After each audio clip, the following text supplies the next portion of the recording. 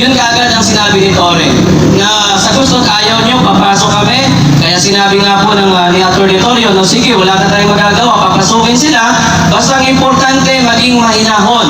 Okay? Yes po, yes po.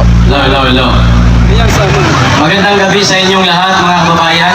And actually, parang hindi ko talaga kaya magsalita dito kasi parang, alam nyo, parang feeling ko kasi ngayon parang yung luha ko ba? Tutulong talaga siya kasi nung una pong araw na nandun po kami, nagpunta po dun yung mga pulis, nanginginig ako kasi alam nyo, talagang saksi ko simula nung unang araw na nandun po yung mga pulis pumunta hanggang po sa dumating po ng 8 days at pumunta kami ng Maynila kahapon lamang po. So ngayon, alam niyo po mga kababayan ko, sa mga nanonood ngayon, even dyan sa mga social media natin, itong sasabihin ko, ito po yung totoong nangyari. Okay? At hindi po ako membro ng QOGC, no? Which is nung unang araw po na nandun po sila, nandun po kami mismo.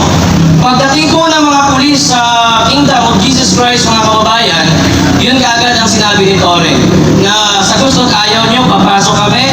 Kaya sinabi nga po ni Atty. Torre, no, sige, wala na tayong magagawa, papasukin sila. Basta ang importante, maging mahinahon. Okay?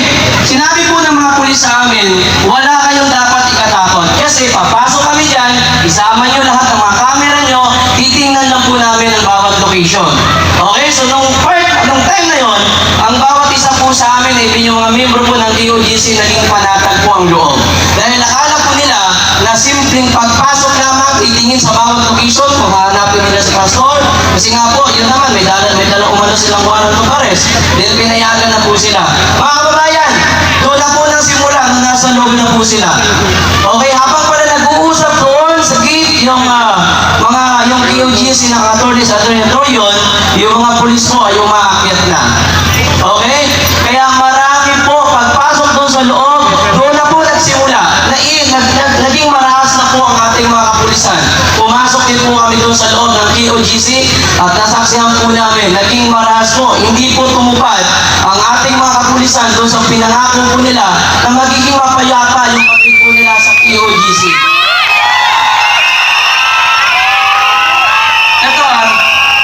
Sinabi po ni Bongbong Marcos, which is binoto ko rin yan kasi sabi ko nga, binoto ko yan dahil yan po ay naging katandem ni VP Sara. So sinabi po ni Bongbong Marcos na wala di umanong mga barel, isa po na pumasok sa Kingdom of Jesus Christ. Alam niyo po mga kababayan, sinungaling! Sinungaling! Sinungaling! Sinungaling! Sinungaling! Sinungaling! Okay mga kababayan, ito po ang katotohanan. Kasi wala po tayong maasahan sa mga media. Ang media kasi marami dyan takot din magsalita ng against nga po sa administrasyon dahil alam naman po ninyo na hawak po ang prangkisa ng Kongreso. Kaya ang iba po dyan nag-iingat po na maghayag po sila ng katotohanan. Marami po mga armadong mga pumasok dyan, mga diba rin, even si Torre, naka-arma light. So paano sasabihin ni Bongbong Marcos na wala? Kaya nga po mga kababayan, marami mga vlogger ngayon na tagapagtanggol ni Bongbong Marcos. Alam niyo, hirap na mga yan magtanggol kay Bongbong Marcos.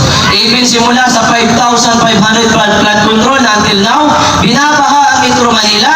Doon pa lang mga kababayan, hirap na yung mga tulunggis ng mga vlogger na kasama naman namin dati yan na sumusuporta kay former President Rodrigo Duterte. Ngayon, patungkol po doon sa baril, marami po. Mga dibaril po sila, nakabarkada na po sila doon. Ang dami po ng mga pulis na mga dibaril na pumasok po doon, mga kababayan. Tapos doon po ako naiyak nung Yung bata, siguro mga around 14 years old, actually, doon ako umiyak. First time ko umiyak yun sa harap ng maraming tao doon sa Davao kasi umiyak siya kasi sabi niya, nung nandun kami kasi, nasaksihan talaga namin na even yung mga KOGC member, tumataas na ng kamay, mga kababayan.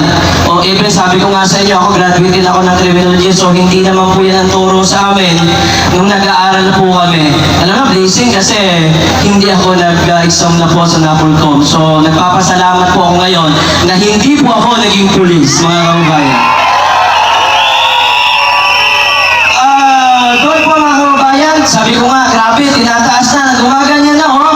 Gumaganyan yung mga membro ng QOGC. Kasi bakit naman kasi tinutulak pa ng mga pulis, which is private property na yun. Nandyan yung kalsada, nandito yung mga membro. Pero yung mga pulis, parang hindi, alam nyo, nakakalungkot, ano, na yung mga pulis natin, inuutos-utusan lang ng bangag na ito sa maling pinaglalaban nito mga bangag na ito, mga kababayan. Marcos Banat! Marcos Banat! Marcos Banat! Marcos Banat! Marcos Banat! Okay, mga kababayan. Doon po ako umiyak sa yung bata, naipit na po siya. Okay, naipit na po siya, pero yung mga polis, tuloy-tuloy pa rin po, tinutulak pa rin ang tinutulak.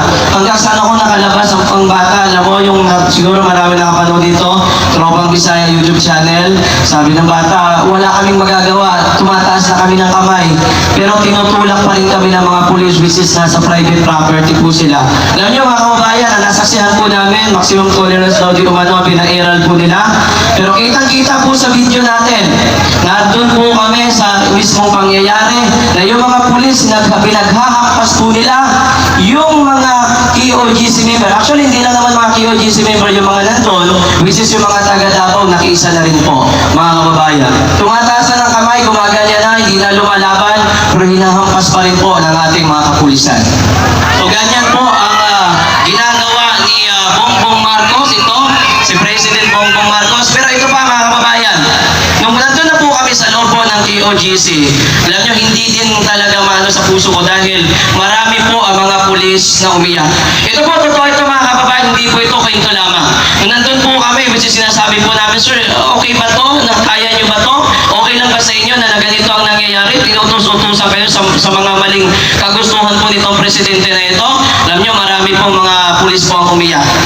Okay. Kaya hindi po lahat ng mga pulis, mga kababayan, ay dapat po natin kagalitan. Marami po akong pulis na kinausap sa Davao. Even pagkatapos po namin mag-vlog, nakausap po namin without camera kasi protection din nila yun.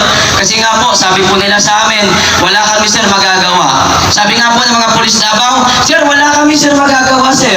Which is, hindi namin to gusto sir. Pasensya na talaga sir. Tapos nung nakita ng mga pulis Davao na yung mga naka-helmet na pulis, pinagpapalo yung mga KOGC member, tapos pinagdudot nila. Sabi po ng mga pulis Davao, hindi namin kasama yan. Hindi namin yan dito kapresinto sa Davao. Kasi kami mga Davao pulis, hindi namin magagawa yan.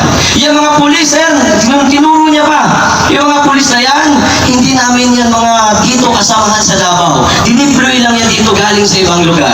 Tapos mga kababayan, di lang yun, marami pa akong kinausap without camera din. Sir, ano ba yung masasabi niyo? Sir, okay ba sa iyo na mga nangyayari dito ngayon? Alam mo, sabi ng pulis, taga-Jinsan yung pulis na tinawag ko, sabi, sir, wala po kaming magagawa.